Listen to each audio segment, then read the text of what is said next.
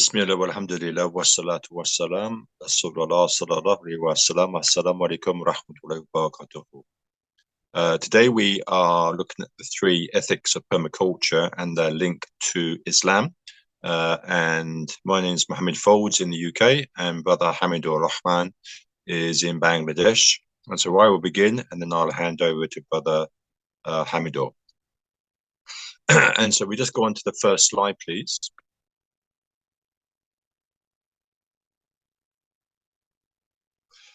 And so if we just look at permaculture, so we've already mentioned that permaculture, when we look at permaculture, don't get too focused on the name.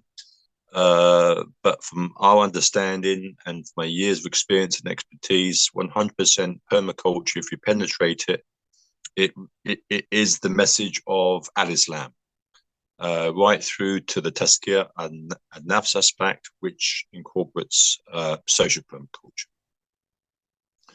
And even the founders of permaculture said also, don't get fixed on the name, because as permaculture develops, then the name will just dwindle away. So without doubt, permaculture in every aspect of it is the message of Islam. And so through these workshops, we're just trying to explain a little bit more as to why. And so permaculture itself is based on three ethics. Look at earth care, look at people care, and look at fair share. And this is the logo that we see. So anytime you log on to Google, you go onto YouTube, you go onto any sort of permaculture site, any book that you look at, you'll see it at these three key aspects: earth care, people care, and fair share. But just notice how it's been designed, which is positive, of course. That each of the three circles, they interlink. So I just want to bring us back to Heart C. So remember that we are in a crisis of perception of how we are seeing the world, that we don't have a social crisis, we don't have an economic crisis, we don't have a political crisis, we don't have an environmental crisis. These are just symptoms of something greater. And what is greater is we are looking through and thinking through this complete wrong lens, which is a Western worldview lens, which sees everything in compartments, in silos, without connecting the whole. So when you look at the logo here of permaculture, straight away you can see how that challenges against this Western linear Descartes mentality, where it brings everything together. Go on to the next slide. So if we just then look at earth care, what does it mean? Well, it means the preservation of earth. Okay, it means the preservation of biodiversity. It means the preservation of habitats around the world.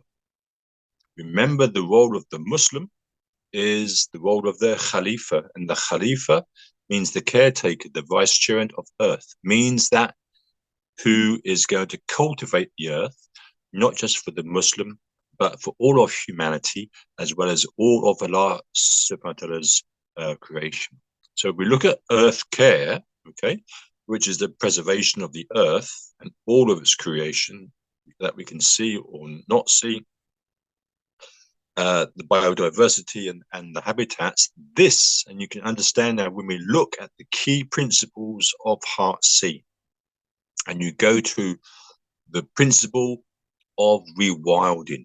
Okay, this is where it connects in, and why we put it there as a principle, because the principle of rewilding is to support this earth care ethical principle of protecting the earth's biodiversity and the habitats. And we're seeing now that they're being destroyed and also put into compartments, okay, which connects to how, unfortunately, we are seeing the entire world. So earth care means this preservation of all of the earth's biodiversity and the habitats. Although we're talking about the natural world, but we're also talking about human habitats also. Next slide.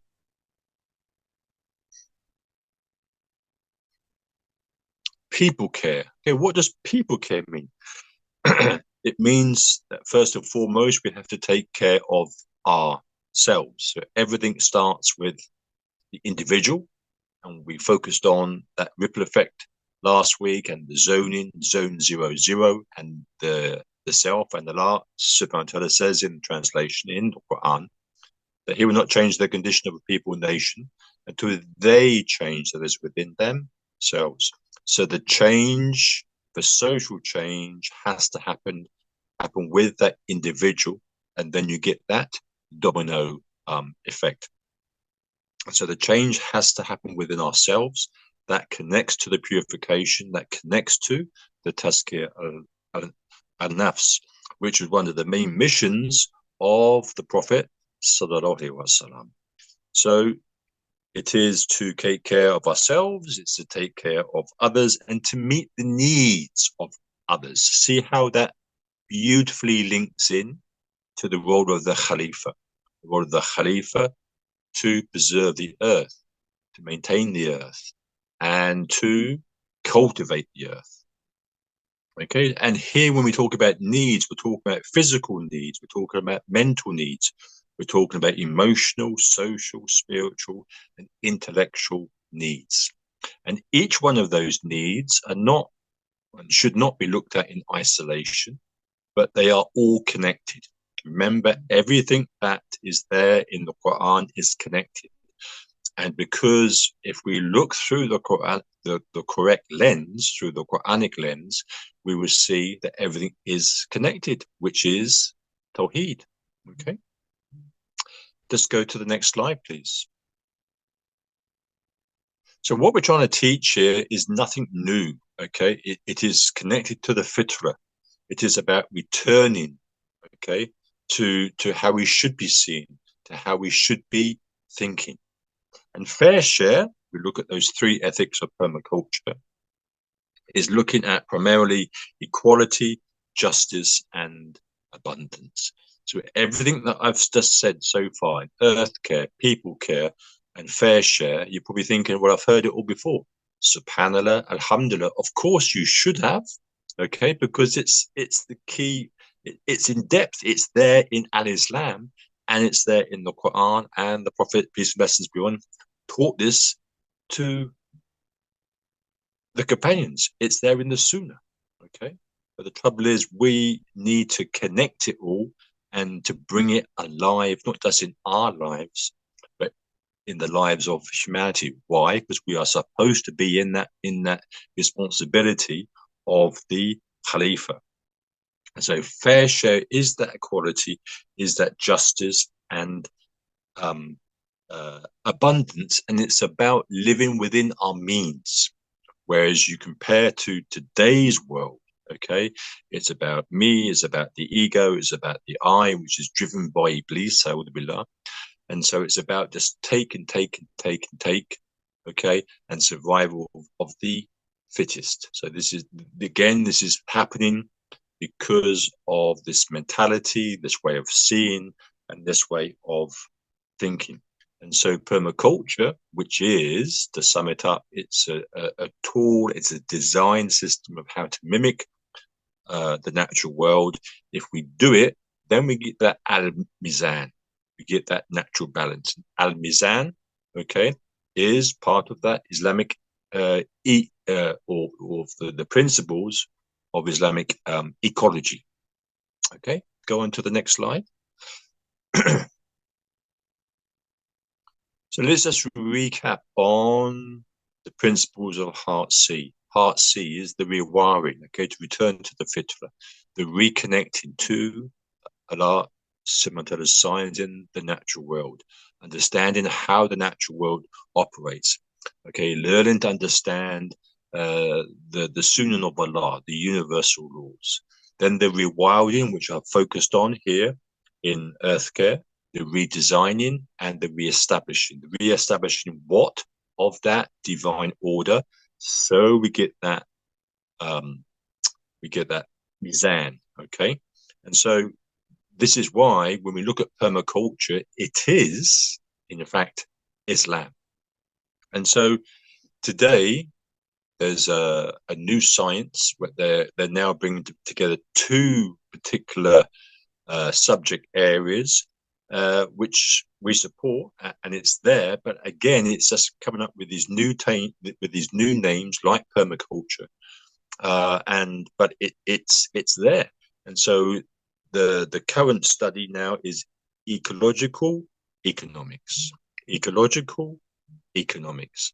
Well, if you just take ecological economics, which is the study of nature's home, nature's ecosystems, and the study of our home, the human home, which is also a system, then you're going to incorporate, aren't you, the intellectual, the emotional, the social, the spiritual, and the actual physical side as well. And again, we can't take those in isolation. We have to understand them collectively together, which brings us back to those three key principle ethics which interlinked. And we will understand this if we move into the correct way of seeing and the correct way of thinking through the Quranic lens, which is a systems thinking process, which is through the right brain hemisphere. Okay, very important to highlight this. Go on to the next slide.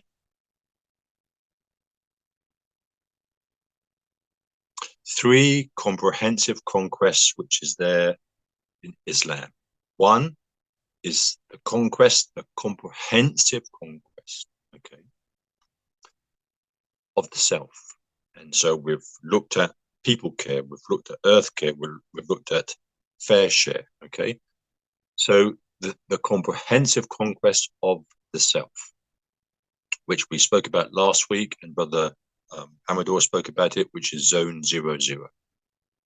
And it's the teachings of the Prophet, peace and blessings be upon him, is there in Al-Islam. Okay, everything starts with the self, the Tazkir al-Nafs. The second is a comprehensive conquest of the environment. Now, don't get confused. I'm not talking about the natural world. I'm talking about the society in which we live, which affects the physical, which affects the mental, which affects the emotional, the social, the spiritual, and the intellectual. Okay, the environment in which we live. And so that's where change has got to happen in relation to social change, which connects to the principles of Heartsea of redesigning in order to re-establishing that divine order. And then the last comprehensive conquest is the conquest of nature.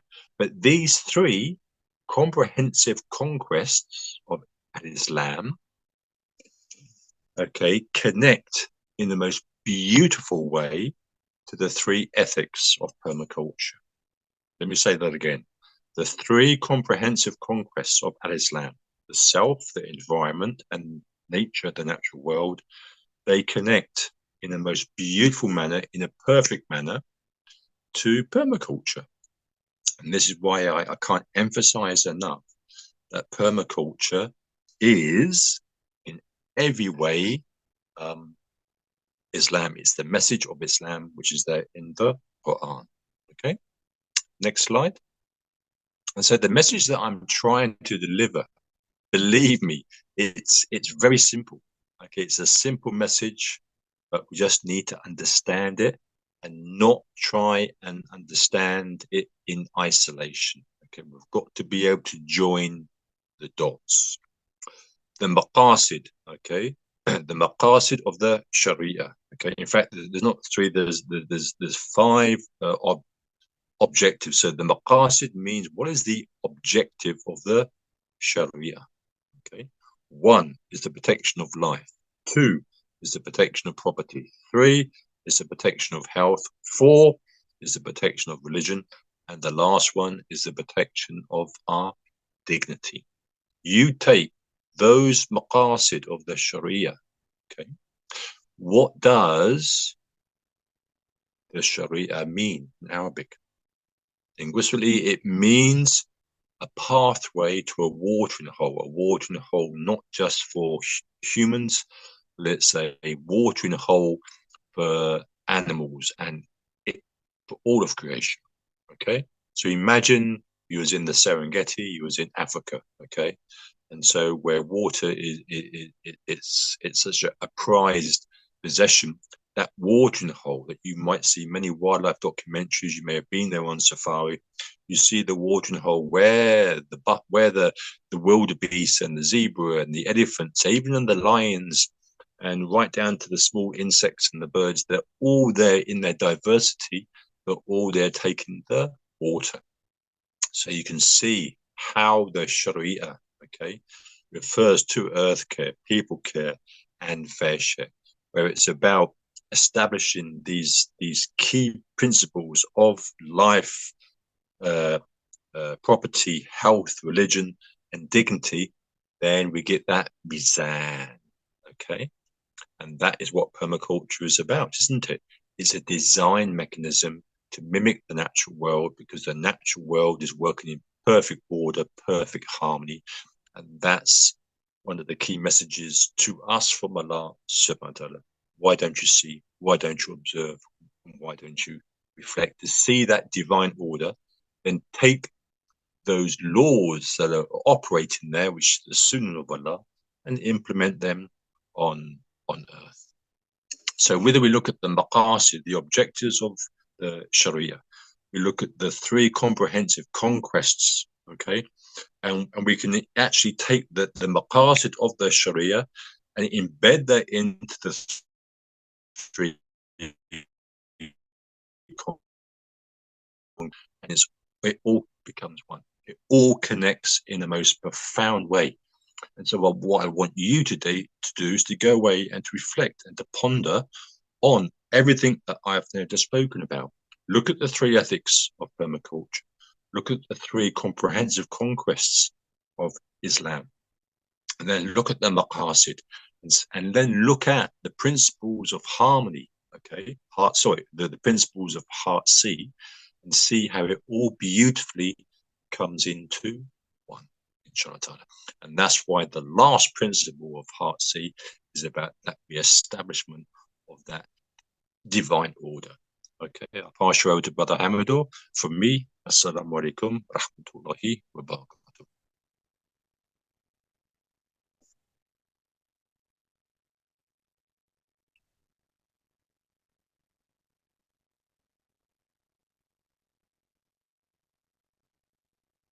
Jazakallahu khairan, Sheikh. So, inshallah, I will start now from Bangladesh.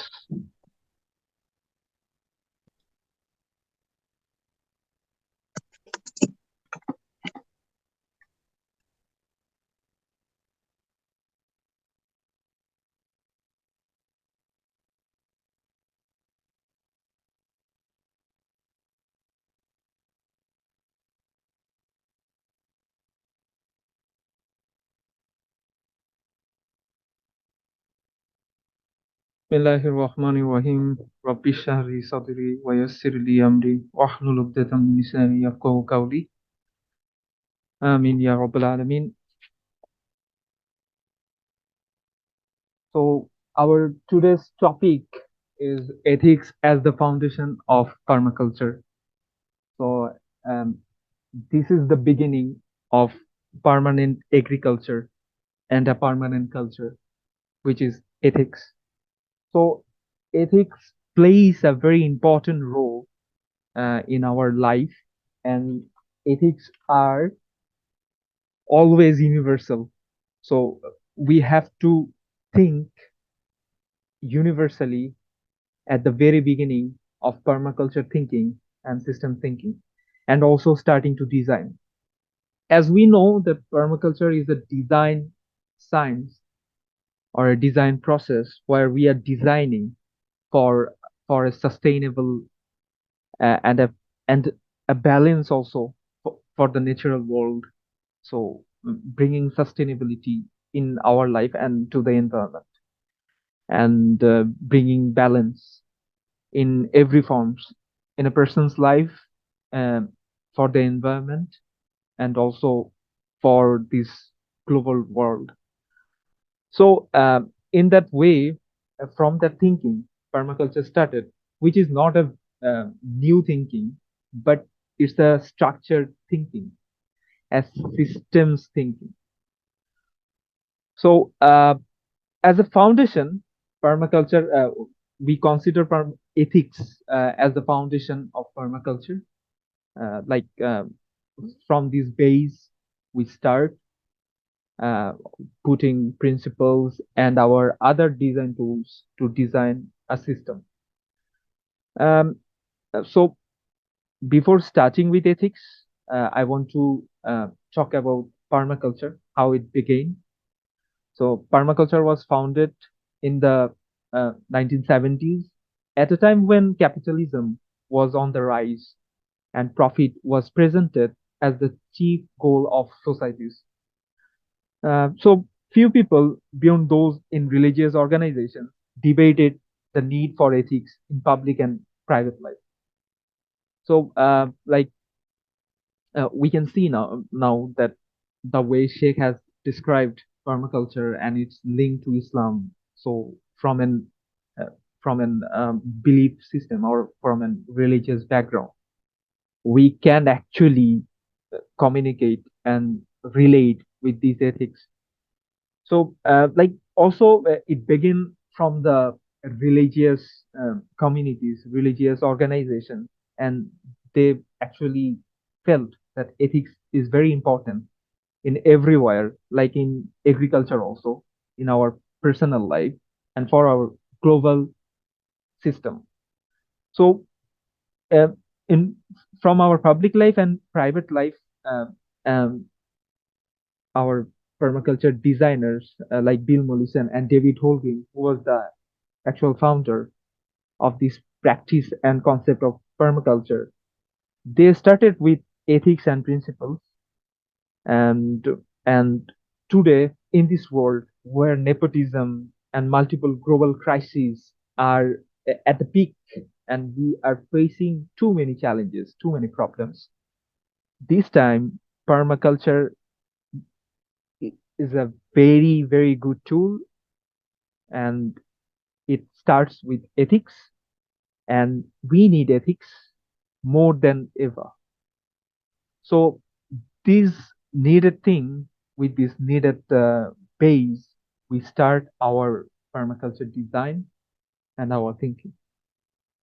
As also Sheikh has discussed about Islam, how Islam actually, like how permaculture mimics Islam in it every way. So that's a very good thinking. So what we have to understand is not the words actually, but what is behind that words, what this word actually means.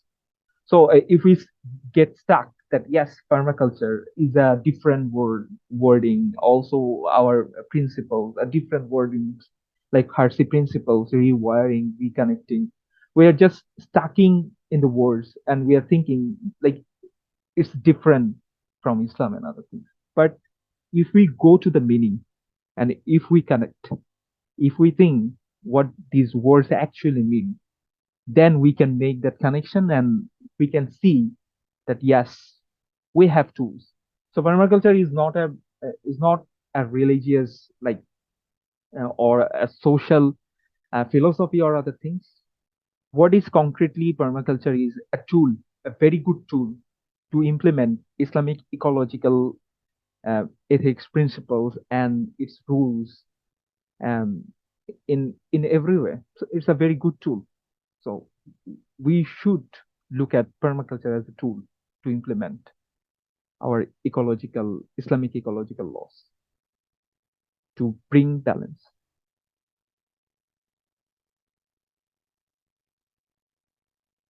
So Bill Mollison, he was the founder of permaculture. So he has a very good saying that the only ethical decision is to take responsibility for our own existence and that of our children. So we that ethics brings responsibility, and we should be responsible for our existence and our children's existence. So ethics is the beginning of our work. So permaculture is having three ethics: earth care, people care, and fair share. So this is from the original like book from the book of Bill Mollison, how he described ethics. He has seen that these three ethics, which are really global, are gonna play a very crucial role in designing. So, but when we are moving from ethics, like ethics is the base, and uh, our principles, permaculture principles, are the pillar and the bricks. And from the base, they're rising, and gradually they're taking you to a successful design. So ethics as a base are very much important. But the thing is, uh, why we need ethics. From Rosemary Morrow, a, a very renowned permaculturist, she she thinks that without ethics, principles can be manipulated. Okay, so the two more, uh, so the two must be introduced together, and ethics prioritized. Like an example, if I give that a mining company could easily say it is following all the principles, but without applying ethics, it would destroy land, air, and waterways. So we have to take our principles against ethics. So we have to start from the ethics, and we always have to refer principles to ethics, and then we have to design to principles and practice both ethics and principles in our life. This is our ethical task as a designer in designing for a permaculture system. So if if I go in details with these three ethics, like care of the earth and care of people and setting limits to consumption and redistributing surpluses. So the first one and the most important one, okay, which should be our first consideration, is the earth, caring for the earth. Equally, these three ethics are very important. So, but why we are actually like categorizing them, like why we are putting care of the at the very first place, is because we know in permaculture a principle called patterns to details. You have to design from patterns to details. So you have to have a holistic view. Then you are going to zoom in, like the way we talk in like in Hersey, that yes, we have to start from zooming out to zooming in. So our first consideration is art, and this is the most important topic.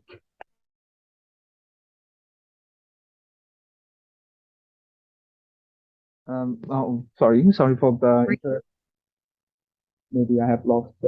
Yeah. Okay.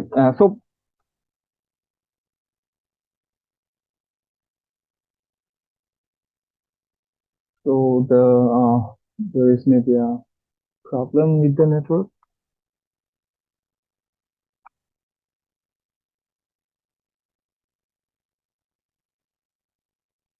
Okay. We are good to go now. So caring for the art. I was talking about caring for the art. So caring for everything in this art, like microorganisms, what we can't see. Also water, or in all its forms, and also there's gaseous components. Okay, what we need for this life, and also this planet and other planets also, which influences this life on Earth. So these whole things, and also our belief system, like the way we believe that our belief impacts this whole world. So we have to take care of these all forms of lives, and in a detailed form. As a permaculturist, it is our duty to know it, to work for it, and how we can work for it. So it is a prerequisite knowing this world and knowing the organisms so that we can design accordingly.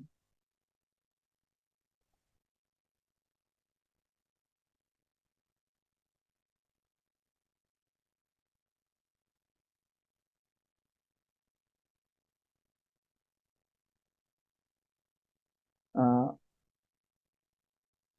can someone tell me, can you see the screen now?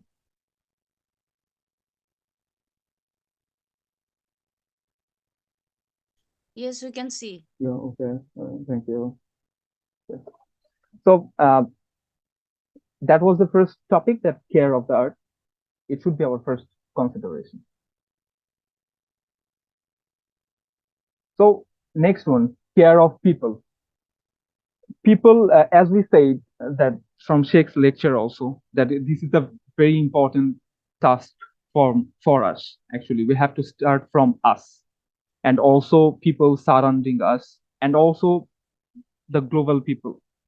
Okay, so the problem is if we don't consider these things, that it's gonna collapse gradually. Like we have everything, we have technologies, we have money, resources, but if we don't care about people, and if we don't give importance in upbringing and empowering people, okay, in a society or in a community, they're gonna suffer, and community is gonna fail.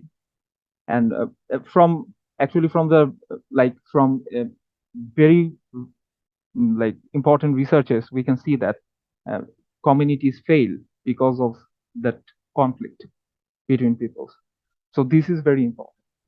Like if we tell that what is people care, it means ensuring that every person starting in childhood is given the proper conditions to live, grow, develop consciousness, achieve their potential in all dimensions, and do what they were born to.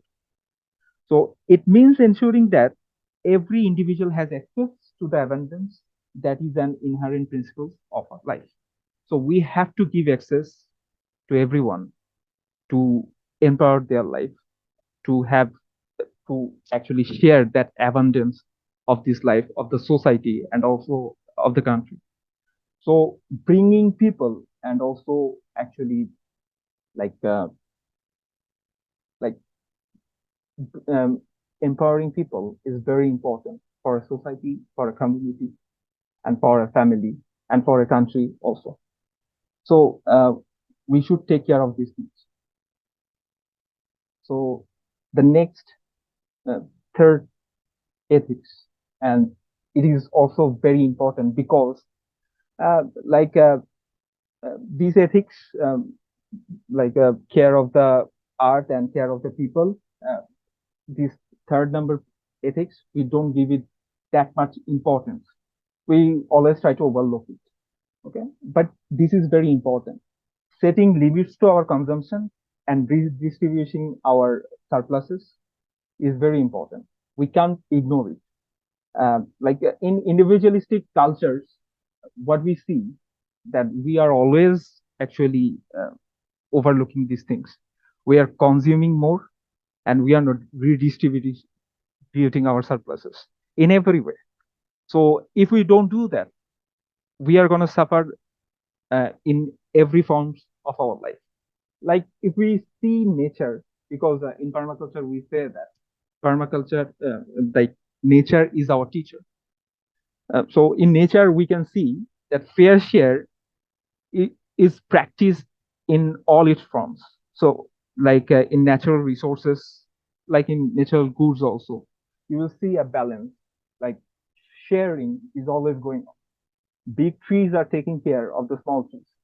So as a community, they are always trying to bring everyone to its in a balanced form.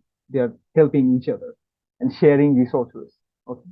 So if we don't do that, like in that rich countries, if they don't help the poor countries, it's gonna destroy our balance, and we are seeing it in every way in our life. Okay, in societies also, in families, in global circumstances. We are seeing it. So this is very important. Like in Islam also, we talk about in Islamic economy, we talk about zakat and other things. So these thing bringing justice and bringing balance is very important. And this is our actual target, that we are bringing balance through following ecological principles. So nature follows principles and ethics very well. So as I have said that test decisions against the ethics. So this is very important. When you will take any decision as a permaculturist, as a designer, or as a human, you have to test your decisions against the ethics. So this is the actual keyword, what we are searching, and why we are actually talking about ethics, because we need to consider ethics and we need to test our decision. Like suppose I'm taking a decision, like okay, I will use this particular fertilizer or chemical in my crops. But if I don't apply ethics, what we can see now, that farmers, they are using pesticides, fertilizers in all its forms, and they are suffering, and also they are bringing sufferings to the consumers. So, and also to the natural world. So these whole imbalance, these whole like injustice in all its forms, actually coming because of not considering ethics. Okay, we are not actually following our ethics, and we are not testing our decisions against the ethics. So this is very important. This is very important in every way of our life, as taking decisions as a person, and also as a permaculture designer. We consider ethics as the base of our decisions. So we have to consider these things really, really well. And it, now, if I talk about origins of ethics, so before closing, I just want to talk briefly about the origins of ethics. David Holden, who was the co-founder of this permaculture ethics, uh, he used to look as as a model to like in like in Conso in Africa, that particular indigenous communities, like also the Papua New Guinea people. So what he saw, that the ethics of sharing, control of consumption, and respectful relationships with nature was their core of life. And living this, they survived without damaging the environment. Okay, so they survived really well with living with this core ethics. So for our survival, and also uh, surviving the nature and also the cultural things and reviving it, we need ethics in all our forms. Okay, in all forms of our life, and we have to consider it also with the principles. Just I want to give some small examples. Like if we don't have ethics in our design and in our life, we can see that we are wasting our time and resources. We can make permanent, irreversible decisions, lose sight of sustainable outcomes, may have to start again. So if you have started a design or a project, if you don't check it against the ethics, if you don't test it, you may have to start it again. So what it could bring, it will be a very poor decision, and also it will bring your an economic damage. So this is not just words like ethics, people care, fair share. This is really important. I'm saying it again. This is really important as a designer. Okay. So it could save a lot of money, a lot of effort if we actually use these steps properly in our design. So, and also we can save ourselves from greater problems also, which can occur because of our wrong decision. And also in short-term solutions, like it will be a very short-term solution for us, but it can collapse anytime. Okay, so like we actually see these sort of incidents in our life in agricultural sectors also. Like we are using anything, okay, like pesticides and fertilizers. We are always thinking our economy, that how we will gain profit from our projects. But if you don't think accordingly, okay, like if you don't think your ethical aspects and also from your principles, it's going to collapse anytime. Like you will get, maybe you will get economic benefits, but your health gonna collapse. Okay, your mental health gonna collapse. But sometimes you will see that yes, you will be broken in your economic sections also. So what you will see that yes, I have made a very big mistake, and rectifying it will be very hard for you. So the most important thing is actually starting from ethics and thinking in a systematic way. Systems thinking is a must. So if you want to start the journey of a permaculturist, okay, or a permaculture designer, and you have to design your life and also your agricultural, like your agricultural projects, also your community projects, you have to think like a systems thinker. Like you have to think systematically. You can't think only in a linear way. Okay, you can't actually think like yes, like you can see things in a reductionist way. You have to connect things. Okay, so that's the most important thing. And also you can't actually stuck yourself with the terms. Okay, terms gonna change, but what they actually mean, it's gonna stay. What is good, it's gonna stay. So we have to look for that, and we can't be a human who only actually sees the economic, like that economic profit is the most important thing. No, it's a reductionist thinking, and it's gonna make us suffer. We have to think through ethics and principles. We have, like, as a Muslim, also, we have to see our everything from Quran and the Sunnah. So that's the thing. That's the thing, and that's the way, like, permaculture is actually mimicking that Islamic thinking, that Islamic ecological principles. So permaculture is a very good tool for us because of its thinking, how it thinks, how it processes things. So I'm just like inviting everyone, just start thinking. Okay, just see that how permaculture makes you think. Okay, that you will see systems, how they connect.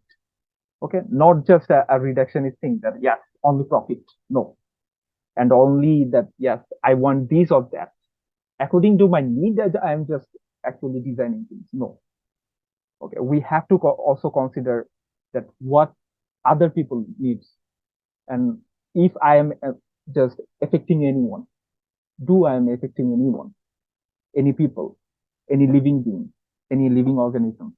Okay, and also am I actually distributing things, redistributing surpluses? Okay, that's gonna bring balance, and we are actually aiming for balance. So, Jazakallahu khairan, everyone, for giving us your precious time, and I hope that like these sessions with Sheikh, our permaculture talks, would bring that yeah, we actually show you that why we are talking about permaculture, social permaculture, and also Islamic ecology, and why we are connecting things. Okay, so this is very important. We need to connect because our problems are connected, And if we want to solve the problems, we have to think connected. Okay. We have to think in a systematic way. Systems thinking is a must. So in future, inshallah, we are planning to do permaculture courses in online for Bangladesh and for all of the world. Okay. Wherever we can reach from Hershey. Me and Sheikh, inshallah, will bring permaculture topics and in relation to Islam. So you will have a very comprehensive, seeing and thinking process. You'll be introduced to that. You will see that yes, our thinking process will bring the change, and also our hearts will bring the change. This is heartship, and this is permaculture for us. So from the heart of Bangladesh, I'm just now concluding our session. Thank you so much. Jazakallah khairan. Assalamu alaikum wa rahmatullahi wa barakatuh.